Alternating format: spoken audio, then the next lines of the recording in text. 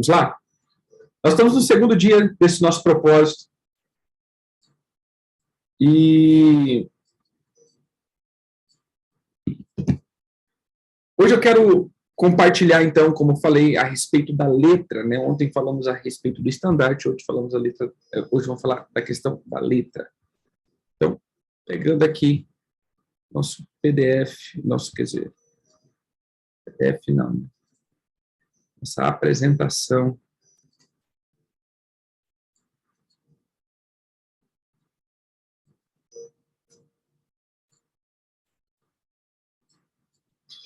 Nós começamos, então, a falar a respeito dessa bandeira que é a espada, né? Ontem falamos um pouquinho sobre isso.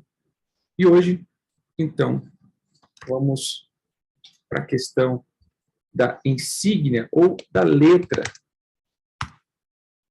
A letra é a letra 7.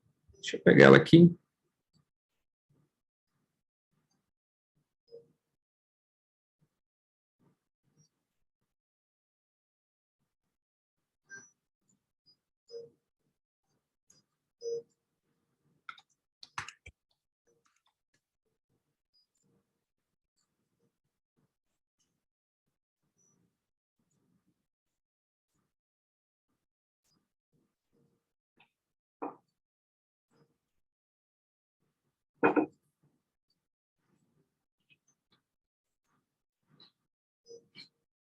TET. Interessante aqui nesse ponto é o seu significado, né? O TET, ele representa ou é a equivalência do 9. 9 em hebraico. Lembrando, né, como nós falamos, cada letra tem um som, tem um valor e tem uma figura. Quando nós vamos para entender o contexto das letras hebraicas, nós sempre vamos entender isso. Por isso que existe até dentro desse contexto hebraico a mística judaica, né, aquela coisa toda, por causa desse processo, desse ponto, né? Só um minutinho.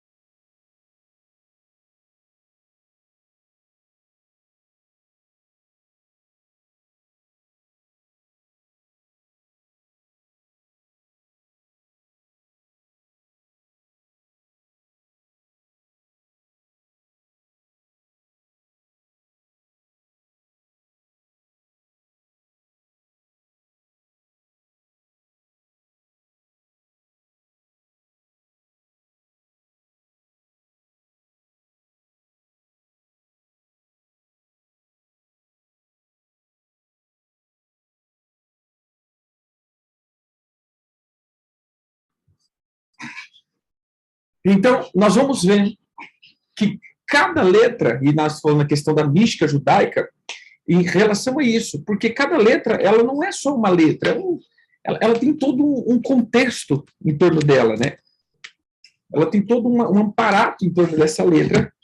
Então, nós vamos ver que ela pode ter um som, como o significado, né? Por exemplo, um T, mas ela tem um valor numérico, que a gente já explicou, que a letra hebraica também é o numeral hebraico, e também tem uma figura. Então, o que mais a gente pega, né? Eu vou pegar aqui como que eu posso dizer, na sua pictografia original, a gente vai olhar que essas letras, eles tinham uns desenhinhos, né? Eles tinham uns desenhinhos.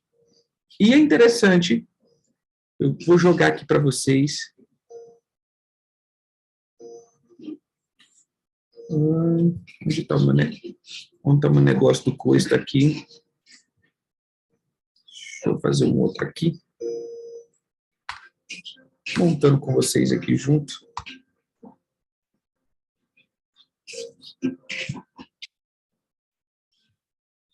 Aqui é a pictografia, né? Aqui os desenhos originais.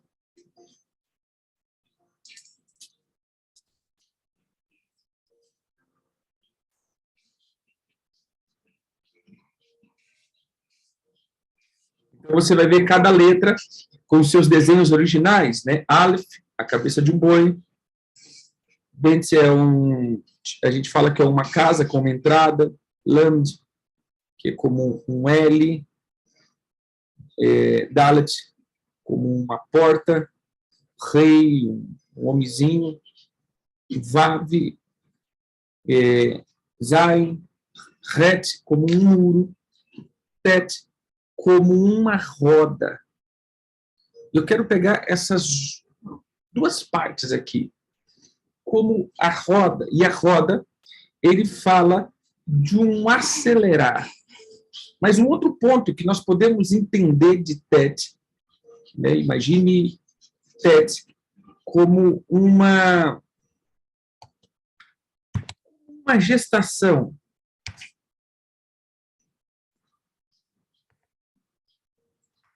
Veja aí Tet como uma gestação, como uma mulher, né, com a sua barriga gerando um filho.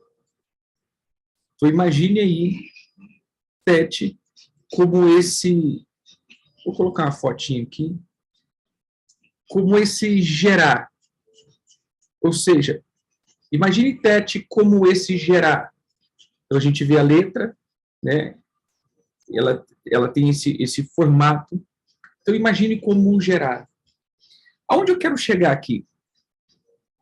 Esse começa um tempo, e nós vimos falando de pai, nós vimos falando da espada, da palavra, nós vimos falando da circuncisão, nós vimos falando de todos esses processos, porque o fim de tudo isso é preparar as pessoas para gerarem.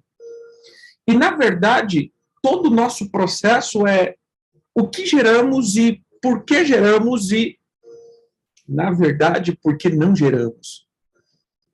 Eu creio que a maior interrogação que a gente tem, né, nesse tempo é por que não geramos.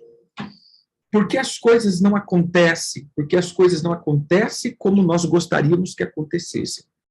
E esse é o ponto. Então, desde o começo, desde o primeiro dia, né, desse mês, quando a gente começou, primeiro, as primeiras semanas, né, quando a gente começou a colocar, então a gente vem 3 dias falando sobre a figura de um pai, 3 dias falando da figura de Simeão, aí nós passamos mais um dia falando sobre a bandeira, e aqui mais um dia, agora falando sobre a letra. Tudo isso se resume em nos preparar para gerar. Veja, o gerar e a roda, para mim, é a mesma coisa. Porque o gerar é o aceleramento de uma geração. Irmãos, preste atenção. Todo ser humano, ele nasceu para viver em família.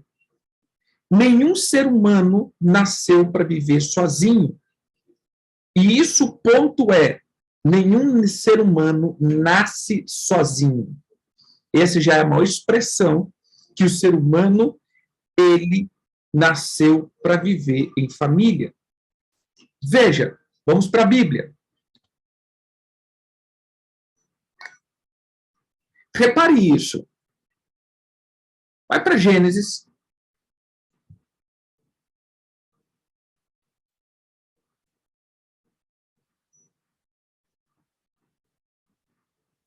Gênesis 1, que é um texto motriz, né, que a gente sempre usa.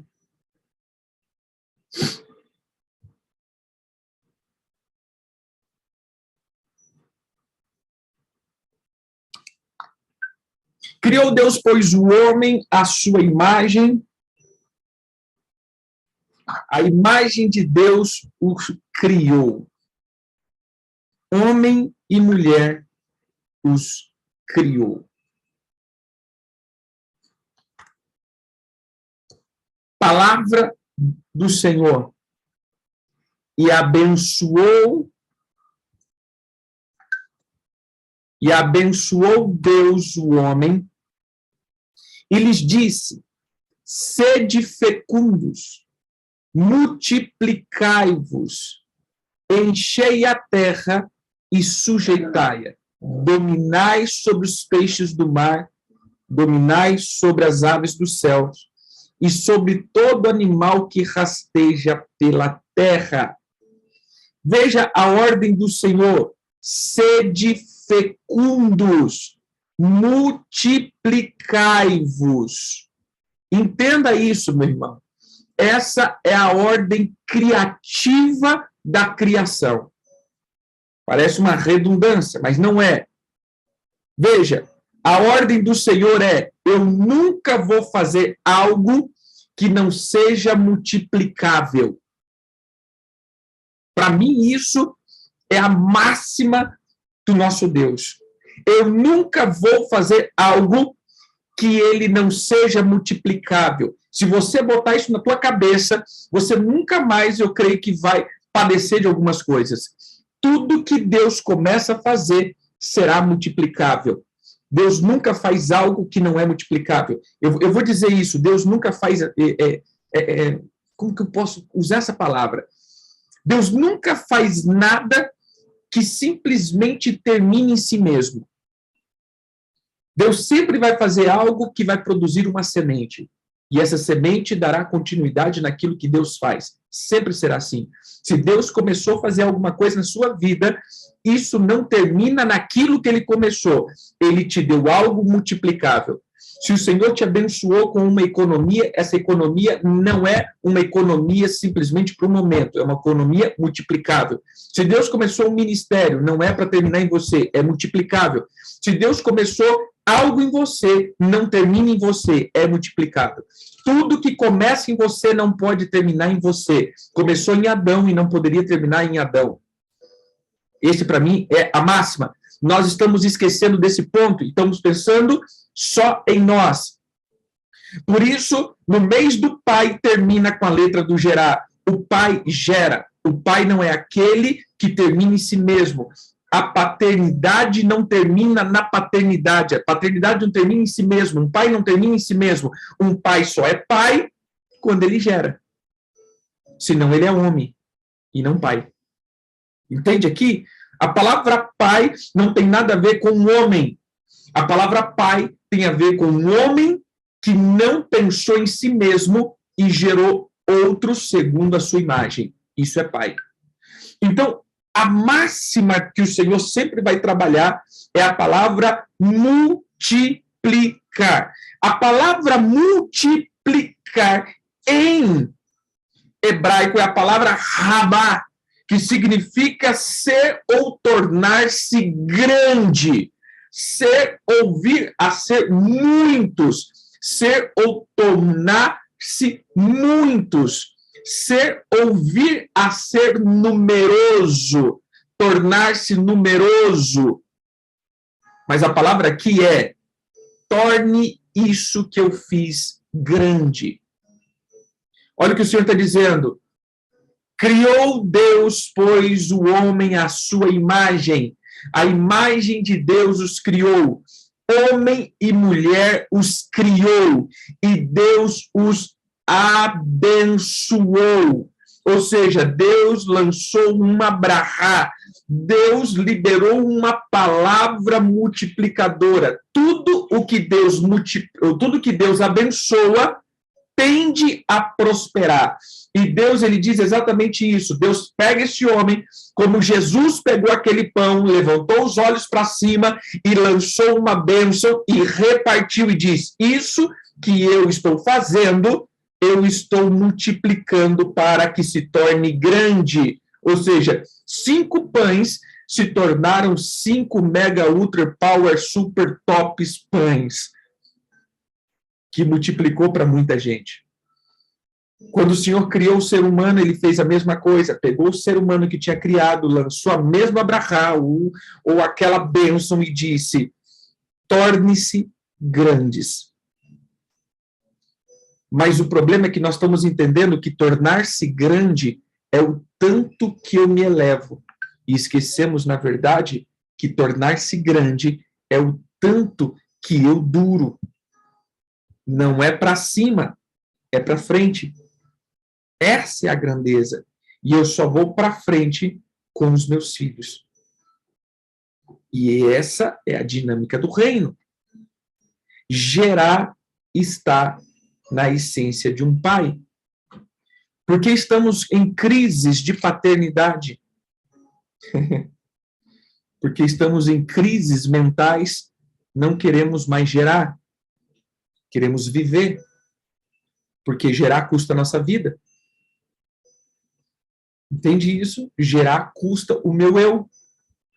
Gerar custa a minha independência. Gerar custa a minha liberdade. Gerar custa os meus dias. Gerar custa os meus esforços. Gerar custa os meus recursos. Gerar custa caro. Por isso não queremos mais gerar, porque não queremos mais gastar. Queremos acumular. Vivemos na época dos acumuladores. Queremos e estamos sendo ensinados a ser os acumuladores de riqueza, os acumuladores de unção, os acumuladores de ministério, os acumuladores de sabedoria, os acumuladores de entendimento, os acumuladores de amores, os acumuladores de sentimentos. Nunca vivemos uma geração tão acumuladora, como eu sempre repito essa frase, que o apóstolo Paulo um dia diz: querido filho Timóteo, te prepare, porque os últimos dias serão terrivelmente terrível, que teremos uma geração egoístas, amantes de si mesmo, entre aspas, acumuladores. Pessoas que pensarão somente naquilo que eles podem ganhar e acumular. E quando nós olhamos para a figura do nosso pai, a figura do nosso pai é: ele amou tanto que deu e não acumulou. Porque quando eu libero, eu planto. E quando eu planto, eu colho. Então, nós precisamos entender que, exatamente, eu preciso entender que, na verdade, estamos em uma crise terrível. Eu tenho falado isso com a nossa rede apostólica, porque hoje paternidade virou status daqueles que se dizem ser pais e virou validação daqueles que se dizem ser filhos. Então, tem um pai que se diz ter muitos filhos para seu status, e tem os filhos que se dizem ter um pai para validar os seus pensamentos. E não estamos mais entrando na real missão de uma paternidade. Nós nascemos para viver em família. Nós não nascemos para viver sozinho. Veja, todo começo ou recomeço existe a mesma bênção. Veja só, vai lá agora para Gênesis, capítulo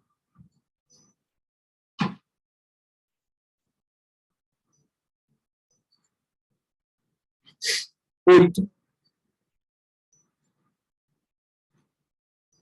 Perdão, 9. Gênesis 9. Olha, Gênesis 9. A letra PET é o número 9. Então, o 9º capítulo do livro da criação, ou se nós pudéssemos numerar, o momento PET da criação, o Senhor diz assim: abençoou, olha, Abrahá de novo, abençoou Deus a Noé. Porque Noé agora se torna essa figura de Adão, porque só existia Noé e os seus filhos, como naquela época o Senhor estava criando Adão. E seus filhos, ele disse: sede fecundos, multiplicai-vos e encham a terra. A palavra é o mesmo. E a palavra fecundos também o mesmo. Veja que Deus usa todas as mesmas, praticamente as mesmas palavras, mas no começo Deus diz domine. Agora Deus já não diz mais domine, Deus diz medo e pavor virão sobre todos os animais em referente a vocês. Ou seja, vocês não têm mais essa capacidade de domínio, porque vocês perderam, mas ainda vocês meterão medo e pavor em toda a criação, eles respeitarão vocês. Mas a ordem continua do mesmo jeito. Igual é a ordem. Sede fecundos. A palavra fecundo é frutífero. Derramos. Tornem-se frutíferos. Mostra-te com frutos. Porque quando o Pai vier, ele vai ver os teus frutos. E aí ele continua dizendo, multiplicai-vos. Mas aqui entra, querido, a maior pane que deu na cabeça do primeiro homem. Abra a tua Bíblia em Gênesis 3.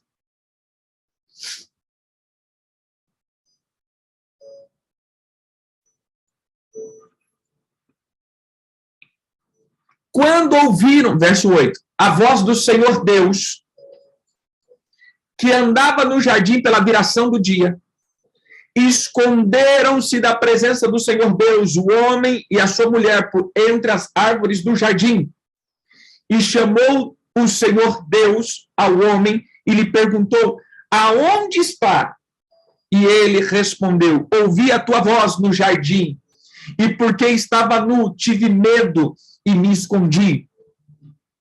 Veja só, meu irmão, o Senhor, ele vai procurar Adão todos os tempos, e eu quero que você coloque isso, todos os tempos, o Senhor está à procura.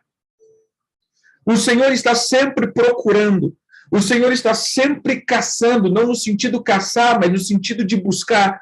O Senhor está sempre buscando uma geração. O Senhor está sempre buscando homens e mulheres. O Senhor está sempre buscando os filhos. O Senhor está buscando os adoradores. O Senhor está buscando os verdadeiros. O Senhor está à busca. Isso daqui eu quero dizer porque essa foi a maior pane que deu na cabeça do ser humano. Nós nascemos para viver em família, mas depois do pecado, nós passamos a nos esconder e viver os nossos isolamentos. O isolamento nada mais é do que o resquício, o reflexo do pecado na vida do ser humano. Porque uma coisa aconteceu em nós, medo e vergonha tomou a nossa vida. Veja só, irmãos, quem é casado aqui sabe disso. Eu vou tirar aquelas pessoas que têm os seus traumas pessoais, principalmente com o seu corpo, mas em sua normalidade, pessoas não traumáticas, elas, quando casam, e, por exemplo, está lá no banheiro tomando banho e entra o seu cônjuge, ela não sai se cobrindo, porque é uma pessoa familiar. Eu não tenho medo, eu não tenho vergonha da pessoa ver o meu corpo.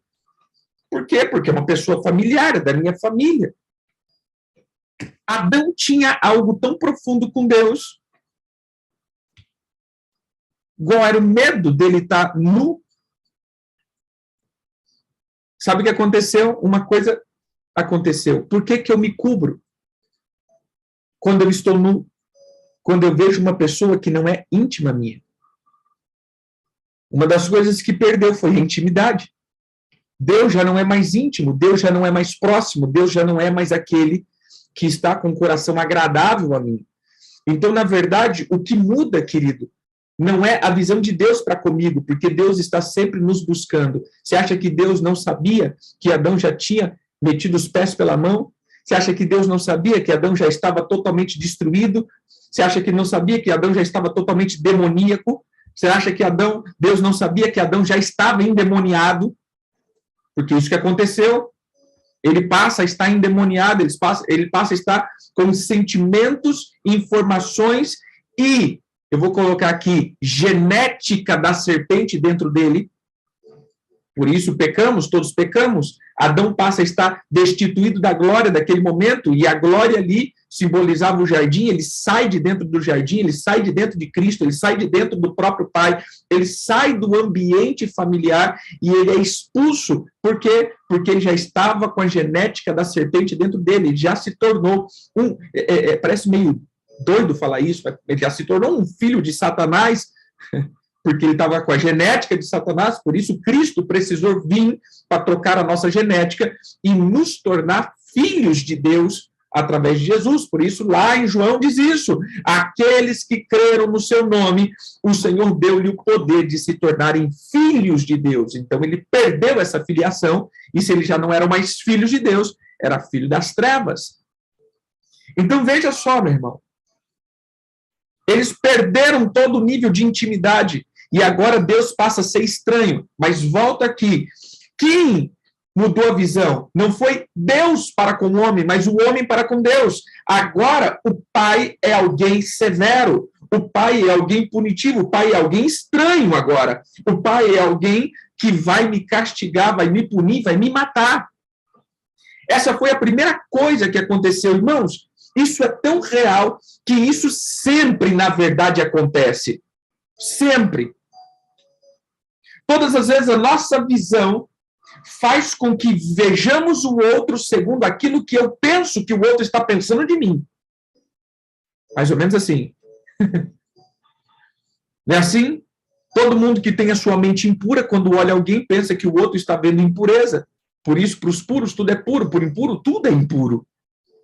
Aqueles que têm, aqueles que são temerosos vão pensar que todo mundo também tem, ou seja, aquilo que eu sinto eu transfiro para o outro, pensando que o outro também é aquilo que eu penso que acontece. Ou seja, a minha cabeça é o mundo.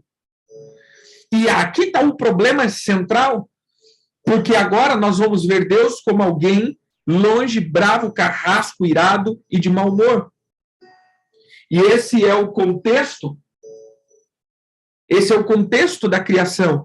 Eu vejo isso numa parábola que o Senhor Jesus conta. Um dia ele dá 5 talentos, e talentos não é dons, talentos era uma moeda de ouro. Ele distribui a sua riqueza, dá 5 partes para um, 2 partes para o outro e 1 parte para o outro. Veja, o Gerá, o que tinha 5 não tinha medo, mas ele tinha paternidade. E ele olha para aquele homem e diz: cara, você confiou em mim, porque você viu alguma coisa em mim que eu não estou vendo. Mas, meu irmão, se você viu, eu tenho. Então, simbora. E multiplicou mais 5. Aquele que tinha 2, do mesmo fato, olhou e falou: cara, você viu algo em mim, que você me chamou, tantos servos você tem. E se você deu 2 partes para mim, é porque você viu algo em mim que eu não vejo. Então, simbora. Mas o que tinha 1, eu falo, esse era o cara órfão. Ele era o cara que não entendia de paternidade. Ele pegou aquilo e o medo tomou conta dele. E olha a visão que ele tinha daquele senhor. O que tinha 5 não expressou nenhum tipo de visão acerca daquele pai ou daquele homem. O que tinha 2 não expressou nenhum tipo de visão a respeito daquele homem. Mas o que tinha 1 disse: eu vejo que você é muito severo. Eu vejo que você colhe onde não planta, ajunta onde não espalha. Eu tive medo. Não tive medo de perder, eu tive medo de ser punido. Você entendeu aqui? Eu tive medo do Senhor, eu não tive medo de perder. Eu tenho medo de você. É como diz, a tua cara não me inspira boa coisa. Você é muito bravo. Você é uma pessoa muito irada, você é uma pessoa muito, muito carrasco. Por isso, eu fiquei com essa responsabilidade. E eu estou te entregando essa responsabilidade. Irmãos, aqui eu já quero até abrir um parênteses. Sabe por que nós entregamos ministério? Sabe por que nós entregamos aquilo que Deus nos entregou? Porque nós temos exatamente essa visão de Deus. Deus, o Senhor é muito bravo, e eu vou ter que prestar conta disso que o Senhor me deu. Então faz o seguinte, toma isso daqui que é teu. Ufa, tirei um peso da minha vida. Toma isso daqui. Uau, tirei um peso da minha vida. Agora eu não vou ser mais cobrado por isso. Na verdade, querido, é um engano seu. Não é porque você vai ser cobrado por isso que você está devolvendo. Você vai ser cobrado por essa visão errada que você está tendo de pai. E essa sempre será uma visão que nós temos de paternidade. Nós sempre estamos entregando, nós sempre estamos desistindo, porque temos uma visão errada, não acerca de ministério, não acerca daquilo que o Senhor nos dá, mas nós temos uma visão errada acerca daquilo de quem nos deu. Medo e vergonha. Então nós estamos sempre com medo que Deus possa desagradar daquilo que eu estou fazendo. Eu sempre tenho medo daquilo que eu possa não fazer. Um pai foi aquele que perdeu os seus medos. Um filho que se tornou maduro se torna um pai. E um pai, ele simplesmente perdeu os seus medos. Nem? Então, entenda aqui, queridos, nós estamos no mês onde, se nós não vencermos uma coisa chamada orfandade, nós simplesmente seremos destruídos, aniquilados. Eu sempre costumo dizer de 4 ciclos de quem vive nisso. Primeiro ciclo, deixa eu colocar aqui, primeiro ciclo de um órfão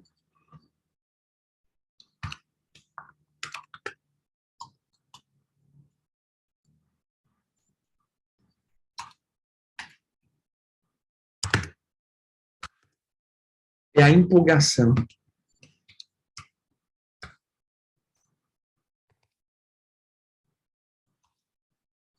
O euforia, né?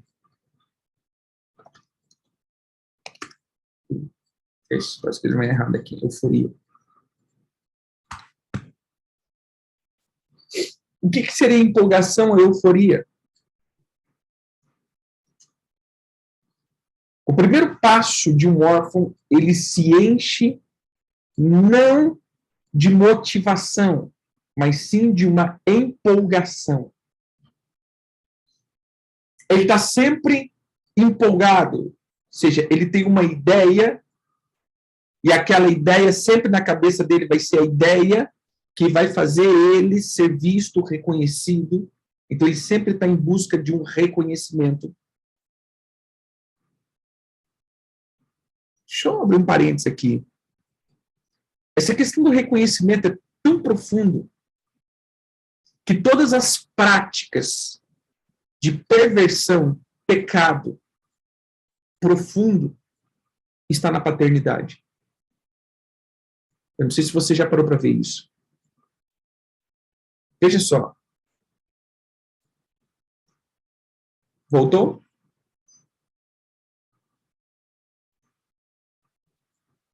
Veja só.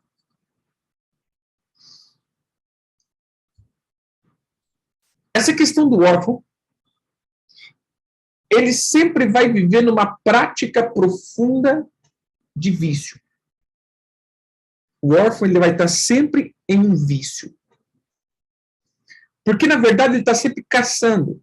Eu comecei a perceber, por exemplo, pessoas que têm práticas sexuais profundas no pecado, ou seja, as práticas de entregas sexuais, adultério, promiscuidade, está sempre ligado à orfandade. A gente quer tratar, quando a gente vai tratar um irmão que está com a prática sexual distorcida, a gente vai tentar expulsar as pombagiras, a gente vai expulsar todos esses demônios que atuam na sensualidade. Tá travando? A internet está ruim hoje. Deixa eu ver. Voltou? Então, veja só. Todos aqueles que vivem as suas práticas sexuais, todos aqueles que vivem nas suas mazelas sexuais e vícios, eles sempre vão estar ligados à paternidade. Por quê? Porque é a busca da satisfação da sua alma. E o sexo e a droga, o vício, é aquilo que vai dar êxtase na alma. Então, é aquilo que vai dar uma aplicação de euforia na minha alma. Ele me joga para cima, mas depois é igual droga. Me derruba de uma maneira profunda. E quanto mais alto eu chego, mais profundo depois é o rebote. Aqueles que existe seriados, né? Seriados não, existe documentários, seria a palavra, naquele programa, não sei se é programa, o canal do ID, que é as investigações criminais. E ali vai falar dos psicopatas, para algum pescotapa, né? Os psicopatas, os assassinos, os serial killer, todos esse tipo. Isso aqui é documentário. Você vai ver, eles vão reportar uma paternidade destruída. Todos aqueles que são sádios e masoquistas, eles vão ter o prazer no sofrimento, tanto dele, que é o masoquismo, e o sadismo é aquele que gosta de ver os outros sofrer, ou seja, eu tenho prazer quando eu vejo outros sofrerem. Esses daí também têm a raiz na paternidade. Então, todas as pessoas que teve uma vida sexual liberada, se você for cavar, a raiz está lá na paternidade, está lá no pai ou na mãe que foi muito rígido, ou que foi alguém que não supriu isso. Por que muitas pessoas têm diversos relacionamentos e se entregam a relacionamentos e nunca consegue ser satisfeito? Está lá na paternidade de novo.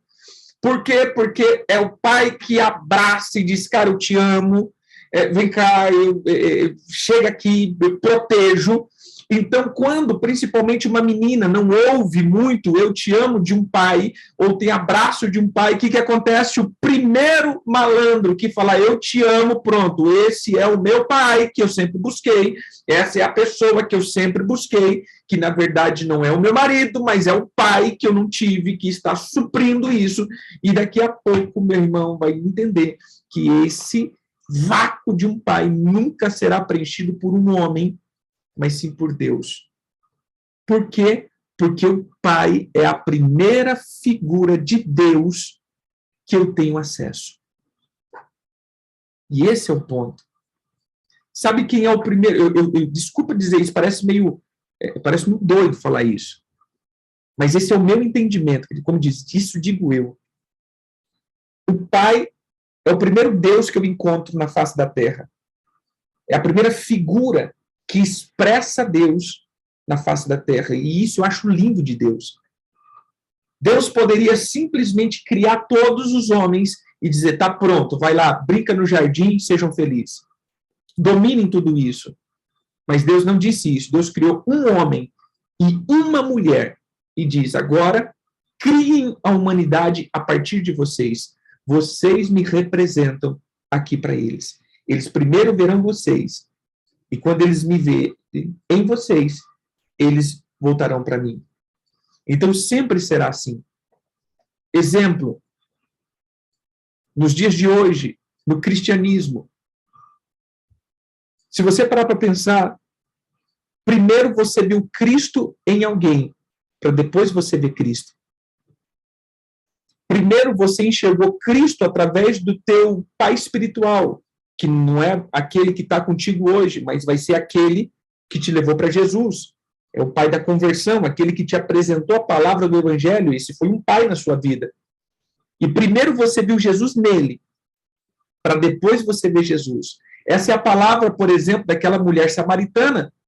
quando ela tem um encontro com o Senhor, ela vai lá e fala para a cidade inteira, cara, encontramos o Messias. O cara é doido, meu irmão. O cara falou cada coisa lá que só o Messias para falar esse negócio. Quando vem aquela cidade inteira, ouve Jesus, qual foi a palavra daqueles homens? Nós te conhecemos através do testemunho dessa mulher, mas agora nós te conhecemos e declaramos, você é o Cristo, porque nossos ouvidos ouviram. Então, Jesus evangelizou Samaria através de uma mulher. E essa é a figura de um pai. Toda coisa, toda grandeza começa com um Gerar. Todo Israel começou com um Isaac. Entendeu? Israel inteiro, que nós vemos hoje, a bênção de um Moisés para 12 tribos começou com um Isaac. Eu começo com um Gerar. E esse Gerar multiplica, tornando algo grande. Frutificar, como nós vemos, é ser e tornar-se grande. Mas não grandeza de estatura, mas grandeza de quantidade ou de profundidade. Então, a primeira coisa que nós vamos ver é a euforia. E essa euforia é o estado de anestesia da minha alma. Esse é o primeiro ciclo de uma pessoa que está fora do ambiente de pai. Não é aquele que não tem um pai, mas é aquele que está com o seu espírito e a sua alma desconectada da paternidade de Deus. Porque a paternidade humana, ela é abençoadora e instrutiva, mas só a paternidade de Deus é curativa. Então, quando o homem está dentro dessa paternidade de Deus, ele se encontrou em Deus, ele não tem euforia. Eu vou até colocar aqui primeiro ciclo da orfandade.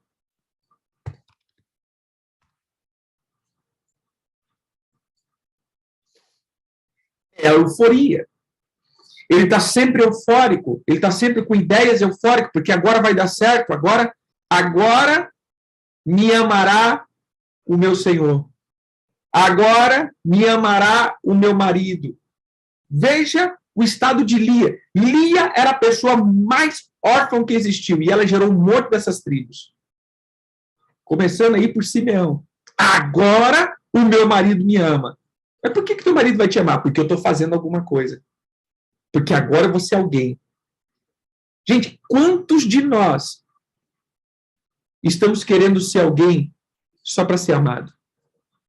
Agora meu marido vai ver, agora minha esposa vai ver, agora meu pai vai ver, agora, olha, eu consegui uma promoção, agora o meu pai vai ver, agora eu vou dar orgulho para ele. Aí você chega assim, pai, eu consegui uma promoção, não tem mais porque eu tenho obrigação. Acabou, já quero desistir de tudo. Nossa, olha o que eu fiz aqui, que bonito, legal. Entendeu? Por quê? Porque é essa empolgação, mas essa empolgação não é motivação. A empolgação é só um momento eufórico da minha alma para chamar a atenção. Agora eu vou ter atenção. Agora eu vou... Graças a Deus. Agora eu vou... agora eu vou fazer alguma coisa. Agora eu vou ser alguém. Agora eu vou ser visto. Mas, irmãos, preste atenção, quando eu falo isso, não é no sentido de agora eu vou me aparecer. Não. Se as pessoas, muitos casos, não querem se aparecer. Pelo contrário, querem se esconder, medo e vergonha, lembra? Eles não querem se aparecer. É só o contexto da alma mesmo. Eu quero só ser aceito.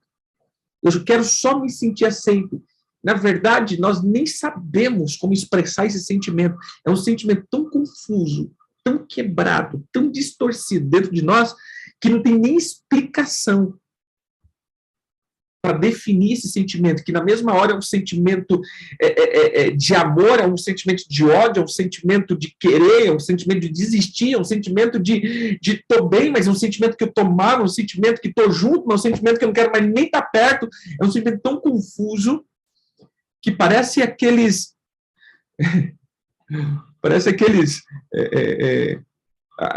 sonhos que muitas vezes a gente ouve, né? Não, eu sonhei que eu estava em um ambiente que era uma casa, mas ao mesmo tempo não era uma casa, era um espaço, que não era espaço, já era um planeta, que não era um planeta, era a igreja.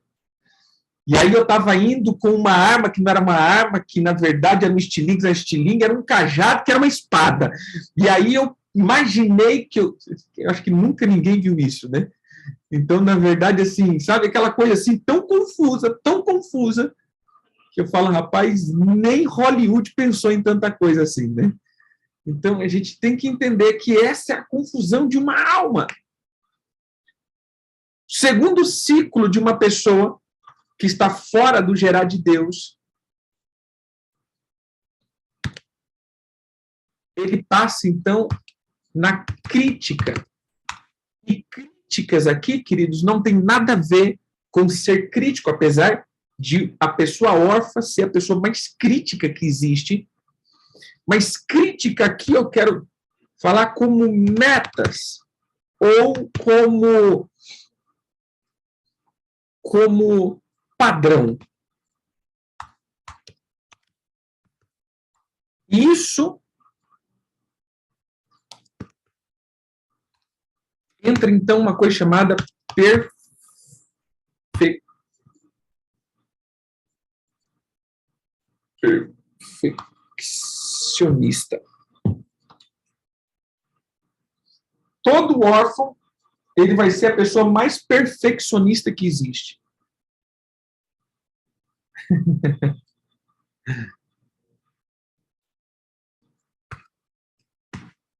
Todo órfão, ele vai ser perfeccionista, porque ele tem um padrão FIFA muito estabelecido. Então, ele se empolga. E quando ele se empolga, meu irmão, ele cria na mente dele aquilo que ele vai ser. E como que eu vou ser, meu irmão? Eu vou lá para cima, né? Não, porque agora eu vou ler 3 horas de Bíblia, eu vou orar 4 horas, eu vou não sei o quê, eu vou fazer 15 dias de jejum agora eu vou fazer aquilo, e vou. Meu irmão, é tanta coisa, ele bota um padrão tão elevado de vida, porque agora eu vou. Sim, eu vou. Eu tenho que ser. Eu tenho que ser. Porque o meu pai vai me amar. Eu estou sempre em busca de aceitação.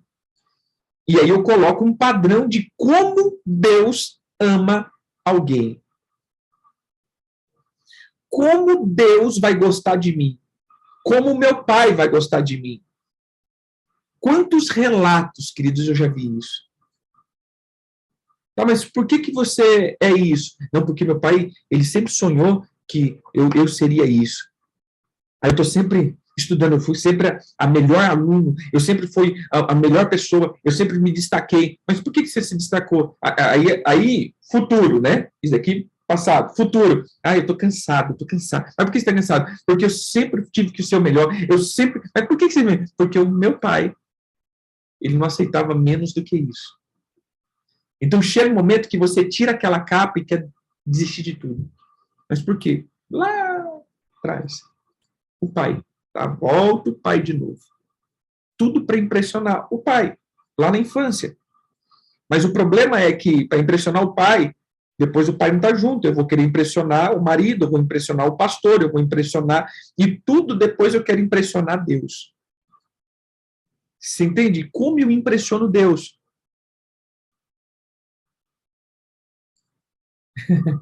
Exatamente. Eu já vi muito isso.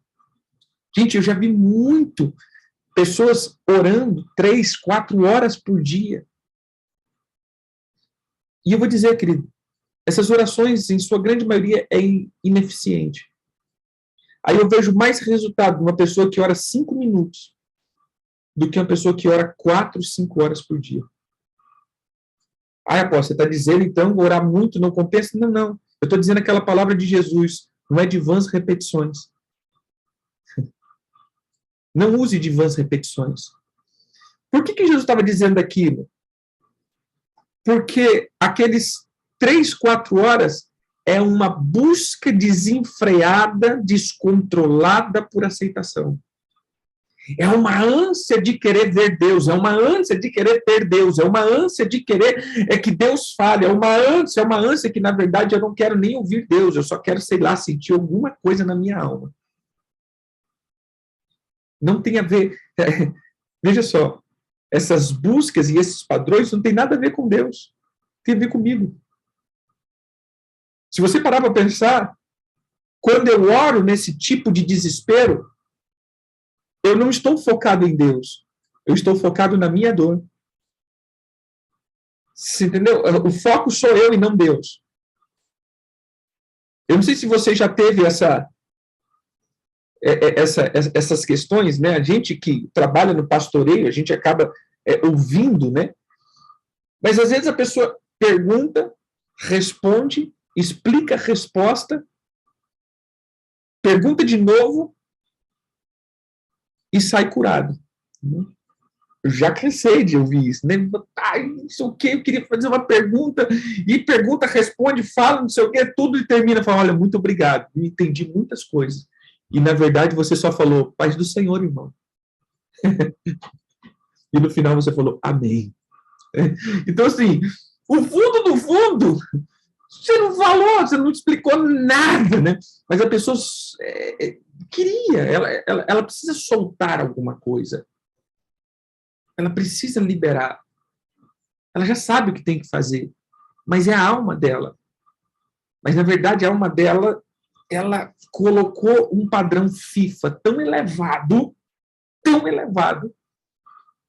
que aí eu falo que é o terceiro ciclo. O terceiro ciclo que eu uso é chamado, então, o ciclo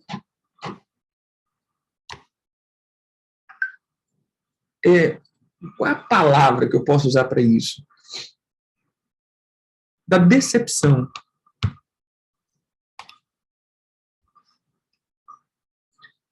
Por que o ciclo da decepção?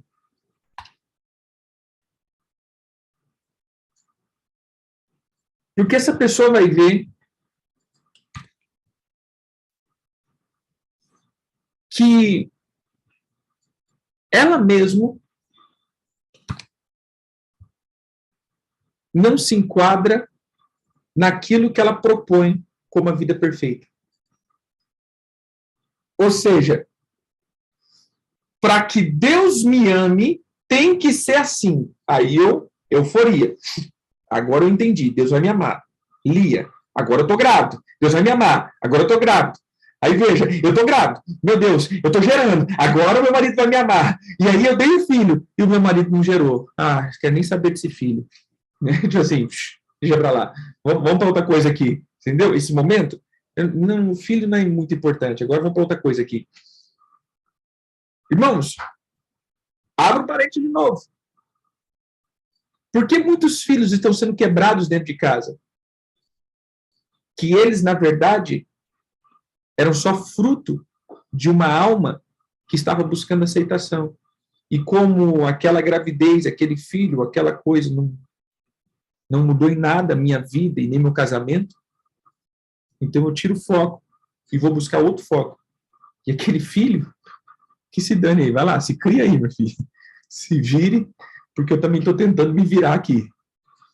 Então, veja, vem a decepção. A decepção é um estado que eu entendi que Deus é severo. Essa decepção é aquilo que eu falei do cara que ganhou um talento. Decepção. Irmão, é muito severo, é muito difícil trabalhar para Deus. É muito difícil agradar a Deus. É muito difícil ouvir Deus. É muito difícil ser usado por Deus. É muito difícil esse negócio. Eu não me enquadro a isso. Essa coisa não é para mim. Eu não consigo ter esse padrão FIFA de relacionamento. Eu não consigo me manter nessas 5 horas de oração. Eu não consigo ter essa prática de leitura, de ler a Bíblia em um dia. Eu não consigo ter essa prática espiritual, angelical, cósmica, galáctica, querubítica da quarta pessoa da Trindade. É muito difícil ser esse semideus na Terra. É muito difícil chamar a atenção de Deus. Por quê? Porque Deus é muito severo. Deus, ele quer algo que eu não dou conta de dar. Deus, ele quer algo que eu nunca vou suprir. Deus é insaciável. Aí eu pergunto, Deus é isso ou nós somos isso? Porque Deus está sempre buscando. O homem errou e Deus foi buscar o homem. Lá na cruz, mais uma vez o Senhor veio buscar o homem. Peraí, é Deus que é insaciável nos seus critérios ou somos nós que somos perfeccionistas, desesperados para suprir uma carência e que achamos que Deus vai fazer isso, essa busca minha, em desespero? Como diz até o próprio apóstolo Paulo, nunca nem oferte por necessidade, porque Deus não ama esse tipo de desespero. Gente, Deus não ama esse tipo de situação. Tudo que você faz no espírito do órfão nunca dá certo. Ministério no espírito do órfão não dá certo. Até você entregar dízimos e ofertas no espírito do órfão não dá certo, querido. Porque o foco não é Deus, o foco é você. O foco não é o Senhor, o foco é as suas necessidades. O foco não está em Deus, o foco está em você. Você continua sendo o centro, porque o órfão, o centro é ele, por isso ele vive as decepções. Ele começa empolgado com o relacionamento. Depois, ele cria como esse relacionamento tem que ser. Depois ele vê que esse relacionamento não está no padrão FIFA da família perfeita pintado nas mídias. E aí, então, a decepção. E, por fim, ele entra no último ciclo. E eu digo que isso é até um ciclo anual, que é a desistência. Eu me empolgo, coloco o padrão que eu vou ser, mas o padrão é muito elevado, e aí eu vejo que eu não me encaixo nesse padrão. Eu me decepciono porque eu sou uma pessoa incompetente, e a voz do meu pai, lá da infância, entra na minha ouvido de novo dizendo, você é um incompetente. Eu transfiro isso para o Senhor, dizendo, Senhor, eu não sirvo para nada mesmo. Aí eu desisto, porém, eu não só desisto, eu desisto e volto ao pecado. É nesse momento que as pessoas voltam para o pecado. Em que momento? Você quer saber de negócio? Eu não sirvo para essas coisas, não. Tentei ser santo, gente, mas não. Não. Fazer o quê, né? Jesus perdoa, Jesus sabe. Carne é fraca. Mas, na verdade, querido, é só fruto da decepção. Aí eu volto para a minha vida. Aí, depois que eu caio na real, suprir a necessidade da minha alma, seja num adultério, seja num vício, seja na pornografia, seja, sei lá, em qualquer coisa, na desistência, na depressão, porque a depressão se torna um vício também, do isolamento, eu volto para aquela minha caverna, choro e lamento, me culpo e me torturo, olha o sentimento sadomasoquista, né? Eu me torturo, eu fico isolado, eu não mereço, meu Jesus, né? Eu não mereço nada, ninguém me ama, ninguém me quer, eu vou comer barata e aquela coisa toda. Ó vida, ó céus, me torturei, aí de repente dá um estralo.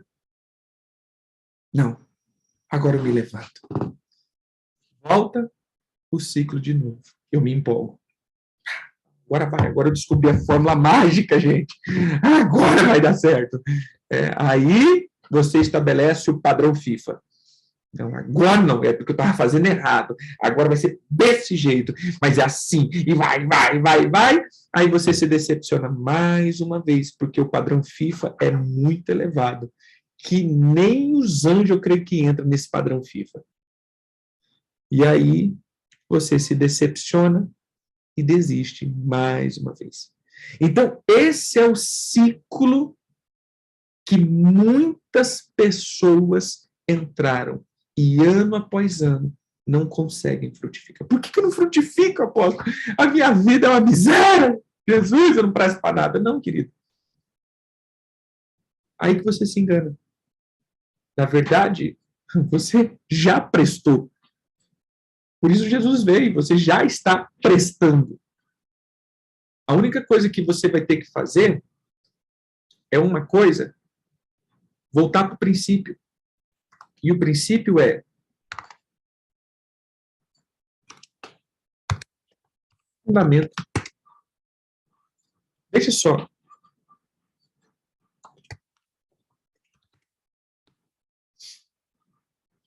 O que o apóstolo Paulo fala?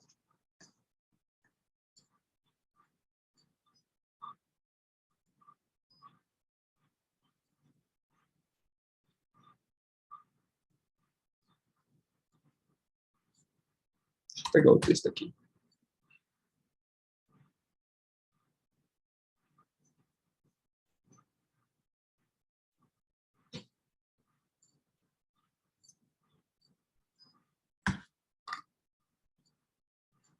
Edificado sobre o fundamento dos apóstolos e profetas, sendo ele mesmo Cristo a pedra angular.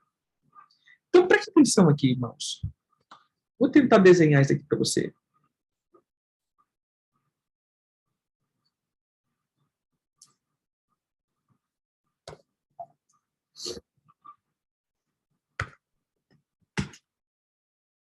Tentar desenhar.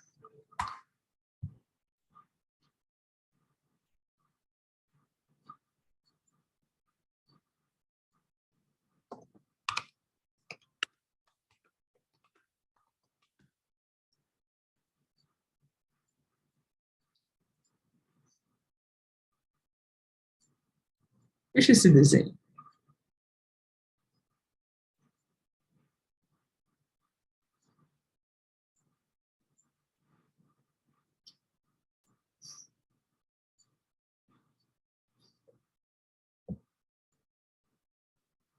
Toda vez que eu vejo isso daqui, eu vejo uma construção. Deixa eu achar uma imagem mais legalzinha.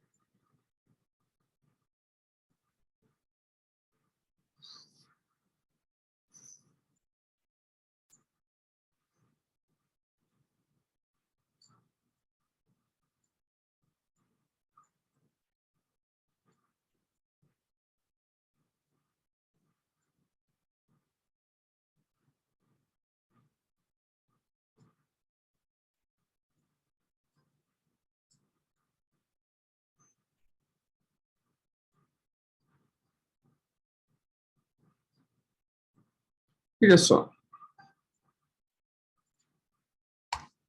Quando eu olho para isso daqui, aqui nós vamos ter o terreno firme, o terreno fraco, que seria a areia, mas eu encontro aqui a rocha, e esse daqui é o fundamento.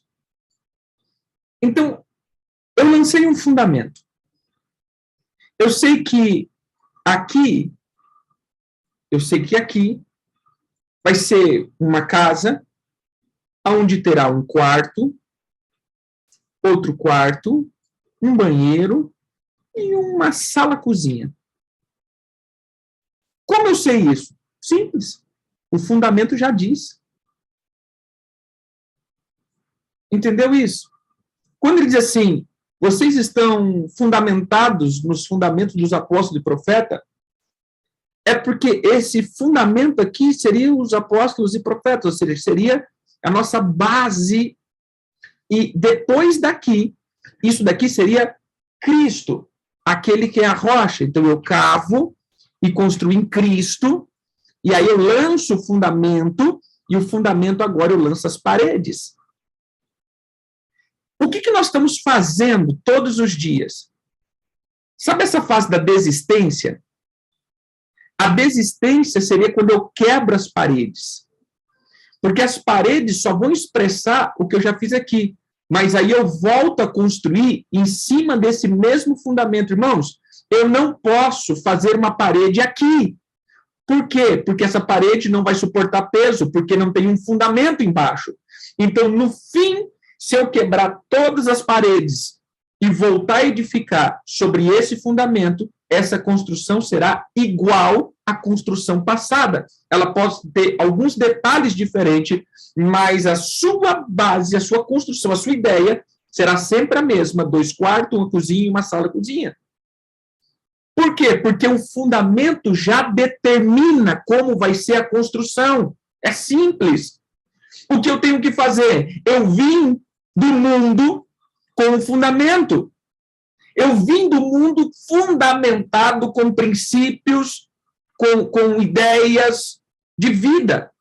E aí eu tento construir o meu ministério, a minha vida com Deus, em cima desses fundamentos. E esse é o problema trágico da nossa vida. Eu primeiro tenho que voltar a cavar e quebrar os fundamentos, os modo operante de pensar, porque senão todo ano eu vou construir a mesma edificação. Eu quebro, desisto, paro, mas quando eu volto a construir, eu volto e construo a mesma coisa, porque o meu fundamento eu não destruo. E o fundamento principal é orfandade ou paternidade.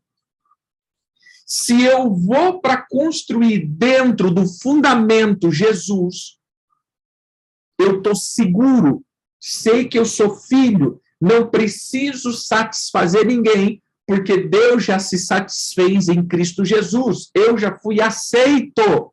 Agora, meu irmão, eu vou edificar não para ser aceito, mas para cumprir o meu chamado de transferir para a próxima geração o que eu preciso. O trabalho é árduo, porém, não é sobre eu ser aceito ou não ser aceito. Não é sobre eu estou no time ou não estou no time. Não é sobre eu posso ou eu não posso. É sobre Deus tem que manifestar na próxima geração, e eu sou responsável por isso. Eu já ganhei o meu talento. Se eu ganhei o meu talento, é porque eu tenho habilidade o suficiente para manifestar isso. Agora, se o meu fundamento é orfandade, a casa sempre vai ser a mesma. A casa da aparência, a casa da aceitação, e aí a busca é sempre a mesma. E todo ano eu construo e destruo. Eu construo e destruo. Eu construo e destruo. Porque cada ano eu quero fazer uma casa mais bonita, para que ela seja mais visível, para que seja mais notável, para que seja mais aceita. Mas a casa sempre vai ser a mesma, porque o fundamento é o mesmo. Então, a base aqui da letra TET esse é o tempo de rodar, é o tempo de avançar o ciclo de desistência, é o tempo de avançar o ciclo dos fundamentos antigos. Deixa o Pai gerar em você. Pai é quem gera. Uma geração sem pai é uma geração sem o poder da multiplicação. E eu quero declarar isso sobre a tua vida, em nome de Jesus. Chegou o tempo de você multiplicar. Chegou o tempo de você sair dos 4 ciclos da orfandade.